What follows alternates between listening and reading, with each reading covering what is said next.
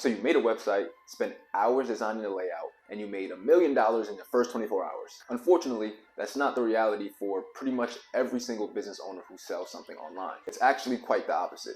People don't tell you before you start a business that people aren't going to randomly appear out of thin air just because you created a website. But that's okay, because in this video, I'm going to be teaching you everything you need to know to start making your first sales on your website.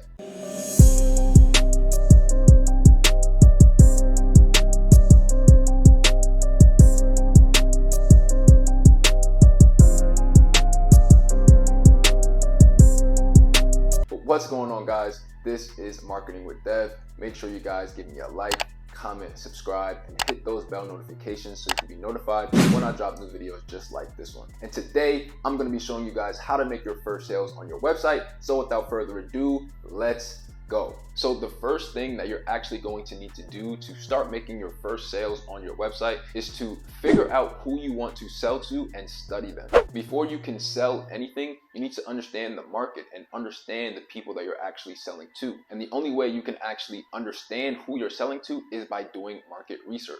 There are many ways that market research can be done, such as popular forums, product reviews, Facebook groups, and even interviews, just to name a few. Without knowing who your ideal customer is, what their pain points are, what their hopes and dreams are, and what they really want in life, it's going to be very, very difficult for you to make consistent sales. Because, like I said before, you're selling to a market that you don't even understand, you don't even know, you can't even relate to them. So how can you expect to sell something to them if you don't even understand who they are and how they operate? You need to make your website not about you, but about the prospect. And the things on your website should be letting the prospect know how using your product or your service is going to help them get a desired result. And also remember that you always want to tailor your products and your services around that audience that you're going to be selling to. So a lot of times, a lot of business owners will create a product or create a service without even knowing who they want to sell it to. This is the wrong way to go about it. What you need to do first is actually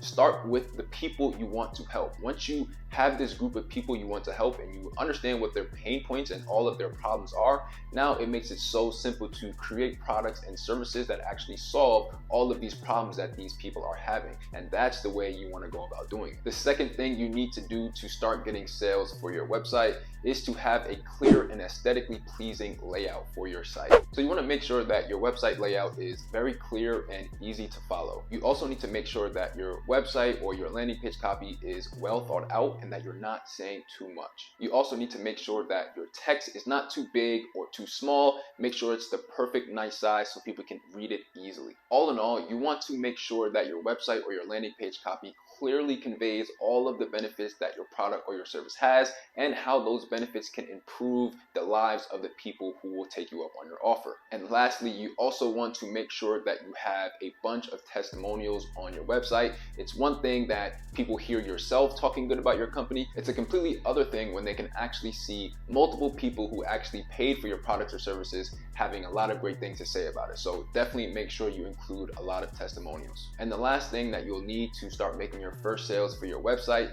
is a traffic source. So unless you're a celebrity and you have massive reach, people are not going to be sprinting to your website. So what you need to do is find a consistent and reliable traffic source that you can use to make sure that you have a steady stream of new visitors and leads coming to your website or your landing page. In my opinion, the most reliable traffic sources are paid advertising platforms. The reason why I say that paid ads is better than something like organic content on social media is because with organic content on social media, you're at the mercy of the algorithm that can change at any moment. You may have been able to capture a lot of leads from your organic content one week and way less the next week. And it's extremely difficult to develop any kind of consistency that way. When running paid ads, you can develop more consistent lead generation and sale generation. And if you even have it set up properly, you can create an automated system that generates leads and sales for you, no matter what you're doing and no matter what time of day it is. That's not to say that organic content isn't good though. It is really good, and I recommend that you guys post as much organic content as you can, as it will definitely help complement your paid ad strategy. There are many ad platforms that I would recommend, such as Facebook and Instagram, YouTube and Google, TikTok, and even LinkedIn ads. Depending on your audience is going to determine what will be the best platform for you to run your ads on. So do the research and find out which platforms your customers are hanging out on and start running ads on these platforms. Always remember this.